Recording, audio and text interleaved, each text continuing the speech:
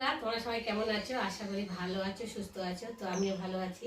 মৌসুমি official চ্যানেলে তোমাদের সবাইকে জানাই স্বাগত। স্বাগত জানিয়ে আজকে শুরু করছি নতুন একটা ব্লগ।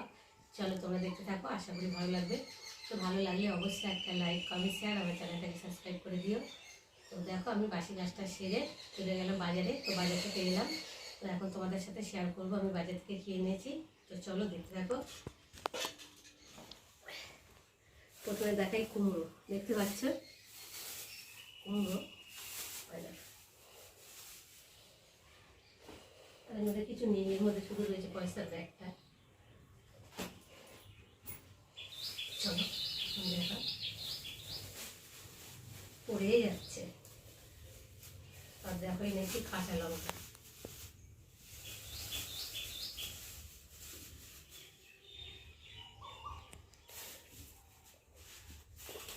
আর নিয়ে এসেছি বেগুন। দেখো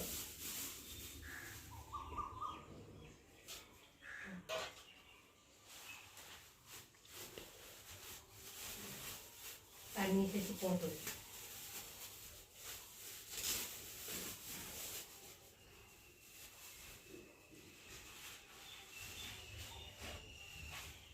আর নিয়ে এসেছি, দেখতে পাচ্ছ শাকটা দেখে সবাই বুঝতে পারছে এটা কী শাক।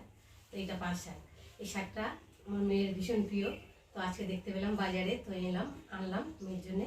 তো পাট শাক আর চিংড়ি মাছ দিয়ে হবে।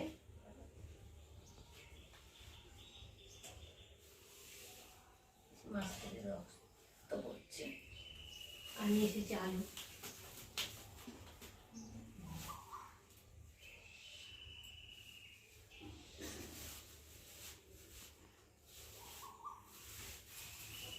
এই মাছ থেকে তো রক্ত বেরিয়ে যাচ্ছে। এই যে মাছ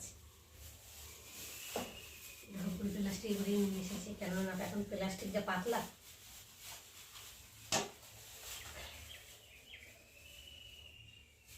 দেখতে পাচ্ছ রুই মাছ নিয়ে এসেছি, এই দেখো।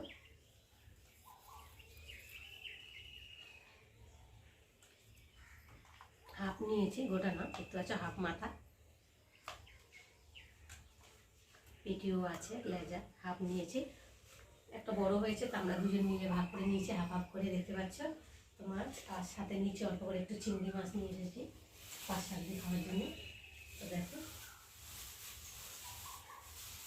চিংড়ি মাছের যা দাম, চিংড়ি মাছ কি খাওয়া। দেখতে পাচ্ছ দেখো চিংড়ি মাছ। বন্ধুরা বাজে দেখিয়ে চলে এলাম মাছ ধুতে। তো দেখো জল পাম্প করে নিয়েছি এক বালতি, আর এখন বসে বসে মাছ ধুবো। তো দেখো আমরা দেখতে থাকো। চিংড়ি মাছও এনে নিয়েছি, চিংড়ি মাছটা একটু কাটতে হবে, আর এই মাছটা তো কাটতে হবে না, এটা কেটে নিয়ে এসেছি। তো দেখতে পাচ্ছ আমি এখন মাছগুলোকে একটু আঁশ ছাড়াই, ওরা আঁশ ছাড়িয়ে দিয়েছে যদিও। তো আঁশ ছাড়ালে কী হবে, তবু আঁশ থাকে। দেখো ওরা কি ভালোভাবে ছাড়িয়ে দেয় আঁশটা। ব্যাগের এখানটায় রাখি।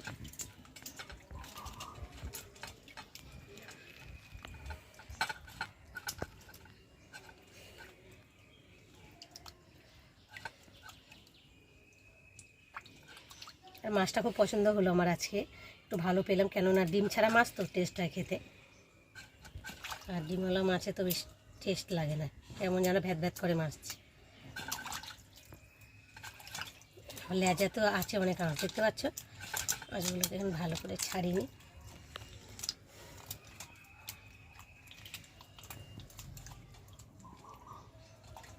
মাথাটা রয়েছে হাফ মাথা।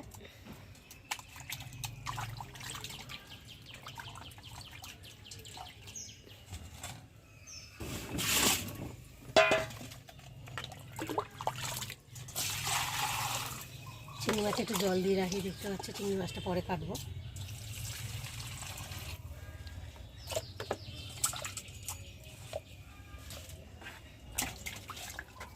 মাছ দিয়ে চলে এলাম, এখন মাছে হলুদ নুন মাখাবো।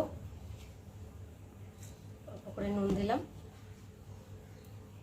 আর 1 চামচ হলুদ দিলাম, আর একটু লঙ্কার গুঁড়ো দিলাম, দিয়ে মাছটাকে ভালো করে মাখিয়ে রাখবো।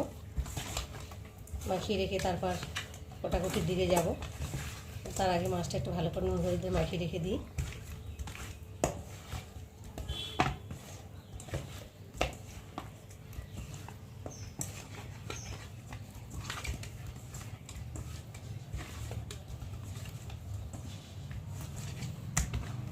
বন্ধুরা সবজি কেটে চলে এলাম রান্নায়। তো দেখতে পাচ্ছি আমার ভাতটা ফুটছে, মানে ভাত হয়ে গেছে। এখন ভাতটা নামিয়ে নেব আর এখন কড়াটা বসাবো। ততক্ষণ কড়াটা গরম। আজকে আমাদের কী রান্না হবে তো দেখতে পাচ্ছ, পাট শাক কেটে নিয়েছি। পাট শাক চিংড়ি মাছ দিয়ে ঝোল হবে। এই যে চিংড়ি মাছ এখানটায় রেখে দিয়েছি দেখতে পাচ্ছ। আর রুই মাছের ঝাল করব। দেখতে পাচ্ছ মাছ নুন হলুদ মাখিয়ে রেখে দিয়েছি। আর এখানটায় মশলা করে নিয়েছি, পেঁয়াজ কেটে নিয়েছি, কাঁচা লঙ্কা কেটে নিয়েছি, আদা বেটে নিয়েছি, রসুন বেটে নিয়েছি, জিরে বেটে নিয়েছি, টমেটো কেটে নিয়েছি, আর একটা পেঁয়াজ রেখে দিয়েছি, মানে ওটাকে ঘষে দেবো। পেঁয়াজ মাছের ঝোলে একটু পেঁয়াজ ঘষে দিলে বা বেটে দিলে ভালো লাগে খেতে। তো চলো আমি এখন কড়াতে তেল দেবো।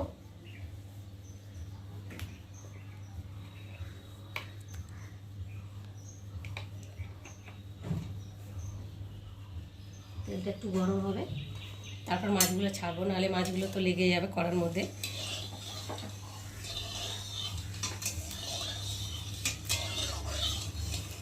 একটু ভালো করে গরম হতে দেবো।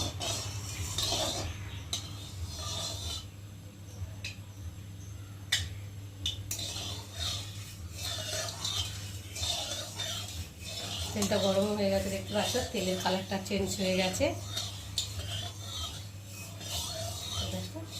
আর এখন আমি একে একে মাছগুলো ছাড়বো।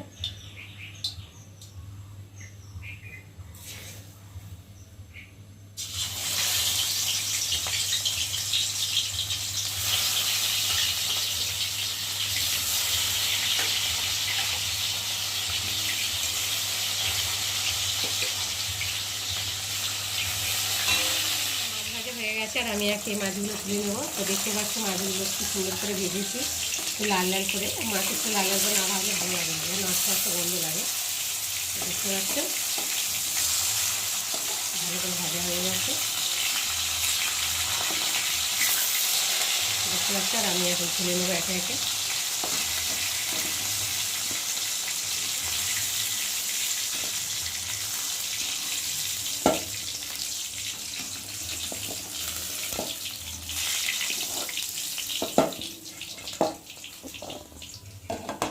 চলো আবার মাছগুলোকে সেম ওই রকম করে ভালো করে ভেজে নেব।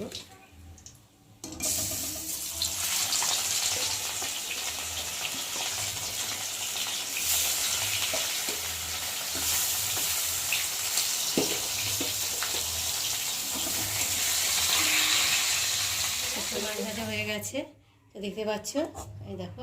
আর এখন কড়াতে তেল দিয়েছি, তো মাছের অল্প একটু তেল ছিল, আর একটু তেল দিয়ে কড়াটাকে গরম করে নিয়েছি দেখতে পাচ্ছ। আর এখন আমি দেবো তেজপাতা, আর দেবো গোটা জিরে,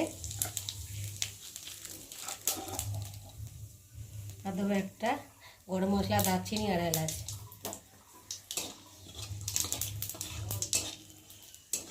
একটু ভালো করে ভেজে নেব।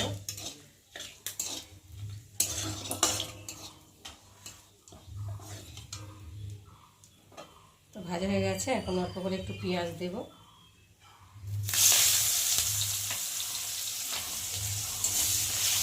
পেঁয়াজের সাথে কটা কাঁচা লঙ্কা দেবো।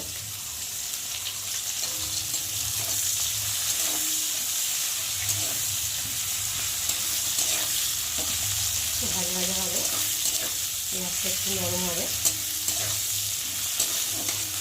আমার পেঁয়াজগুলো ভাজা ভাজা হয়ে গেছে দেখতে পাচ্ছ, আর একটা নরম হয়েও গেছে। আর পেঁয়াজগুলো একটু সাইড করে নেব। আমি আর ওর মধ্যে একটু দেবো রসুন, আর দেবো আদা বাটা, জিরে বাটা,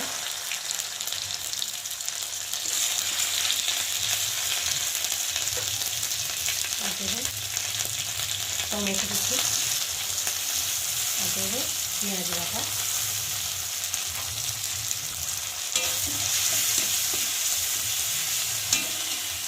আর দেবো একটু লঙ্কার গুঁড়ো, স্বাদ অনুযায়ী নুন, আর দেবো হলুদ, একটু দিলাম।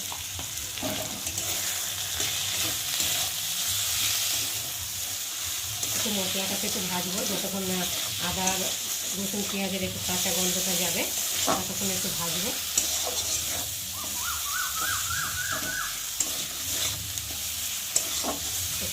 তো বন্ধুরা, আমার মশলা ভাজা ভাজা হয়ে গেছে দেখতে পাচ্ছ, আর মশলা থেকে একটা দারুণ একটা সেন্ট বেরিয়েছে, মশলাটা ভাজার গন্ধ দেখতে পাচ্ছ। আর এখন আমি জল দেবো।